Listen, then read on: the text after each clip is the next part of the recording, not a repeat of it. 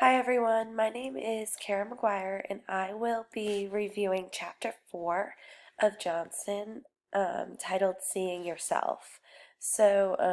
Johnston starts at the chapter by explaining how we talk about ourselves, which is based on our verbal community. The first section is learning to talk about ourselves. So Johnson pretty much talks about how the way we talk about ourselves is learned behavior. He starts out by saying on page 78 that talking in first person is saying about who we are. We learn to talk in first person as we are discussing public or overt behavior. We learn about our behavior or who we are, and then we learn how to describe it. He also talks about how children learn to use I or other descriptive words just as they have learned other verbal behavior. When talking about past behavior or overt behavior, like saying, I had a hamburger for lunch, we are describing our overt behavior. And this, he says, is it reinforced when a person, like a friend, family member, when they ask what I had for lunch, and then I have to remember it and recall to a person the behavior that occurred, which is describing the public event. So the next section is who do you think you are? And Johnston answers this with the fact that who we are is basically a reflection of what our verbal communities teach us to respond about ourselves. He then goes into perception, awareness, attention, and consciousness. And all of these terms go hands in hand. If we see that we are perceiving something, we are basically just saying that we are aware of or attending to something in the environment. Being able to describe something generally means that we are aware of it. So further, we know that we are constantly responding to the world around us, but we are not always attending to it. The book uses the example that we often drive somewhere but cannot recall the actual drive, and this happens to me all the time. You know, we get caught in our thoughts and we can't remember how we got to a certain point. The chapter then goes on to point out that this happens more often than we think. We are generally not as self-aware as we would like to be or think we are, and it discusses the competing demands for attention in our everyday lives. This made me think like more and reflect more on my day at work and not being able to recall specific things or interactions, and that when we are not fully attending to what is in our environment. The language that we use creates this kind of misinterpretation that we are self-aware of beings, and this self-descriptive language is covenant but creates a belief in the inner self, which points to an awareness or consciousness that is not always present. He also says that there is no evidence of the inner self. The next section is the behavior of sensing. So this part I found super interesting because I do not think many of us think of our senses from a behavioral standpoint until after reading this chapter. He talked about the role of reinforcement in our senses. So he says that sensing is both biological and physiological. So, for instance, we learn to respond to specific things, to certain stimuli more than others based on our learning. So, this allows us to focus on specific things in the environment more than others.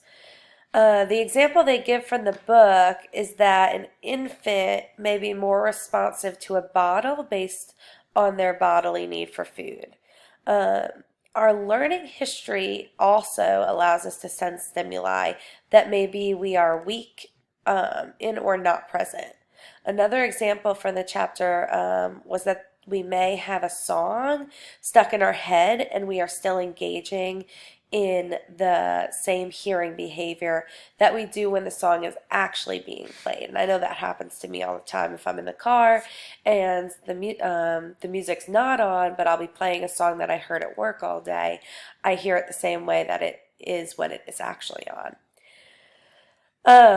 Seeing, touching, hearing, and smelling and tasting, they all involve both physical and behavioral components. So he says that when someone is seeing, our eyes are like cameras that capture every part of a scene, but we see only some things in that scene, only things that we attend to or our memory has taught us that are specifically important.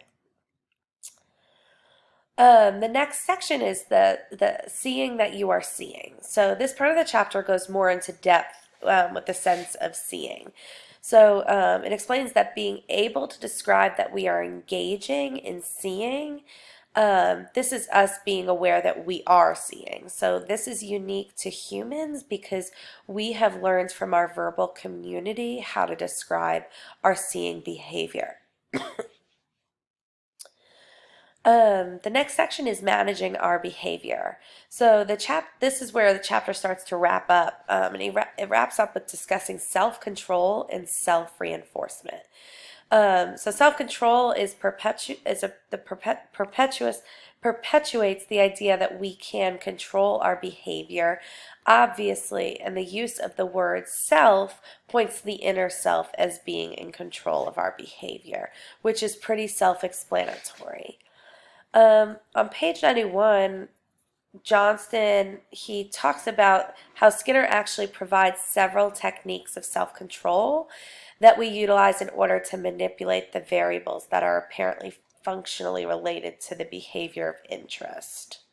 The book then lists the techniques and lists several examples as well. So first he talks about physical restraint, and I took this definition right from page 91 just because I couldn't find a better way to explain it. He says a physical restraint is that it makes it difficult or impossible to engage in problematic behavior. So we may change the stimuli, manipulate deprivation conditions, we may manipulate emotional variables, we may put aversive stimulation, use drugs or other substances.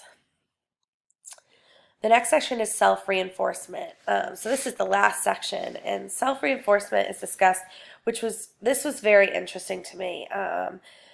This is problematic because it points to the fact that we are creating something in the environment that is reinforcing our own behavior. So in this, we are usually referring to two behaviors. So the behavior that is being reinforced and the behavior of reinforcing the first behavior, and that's a direct quote from page 93.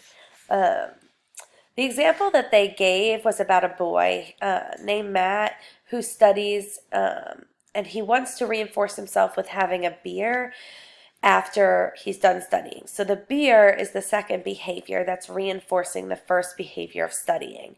So when the book describes that, if the studying was, it describes it and says that if the studying was actually important enough, then the behavior would be naturally reinforcing. So really, when we are trying to reinforce ourselves, it's a double reinforcer. Or if we are reinforcing the behavior and not ourselves. That is the ending of the chapter, my chapter summary. For the discussion questions, I wanted to take a look at all of the self-control techniques that Skinner described. And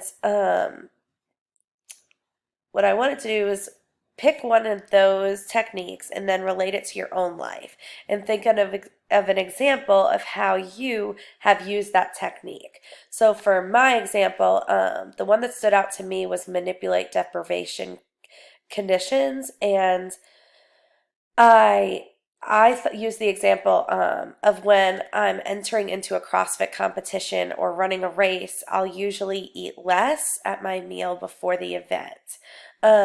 So again, that is an example from my own life. Another example I thought of is if I'm going out for pizza on a Friday night, I may eat a lighter lunch that specific day. So those are two different examples I use. So I'm excited and looking forward to seeing what examples you have.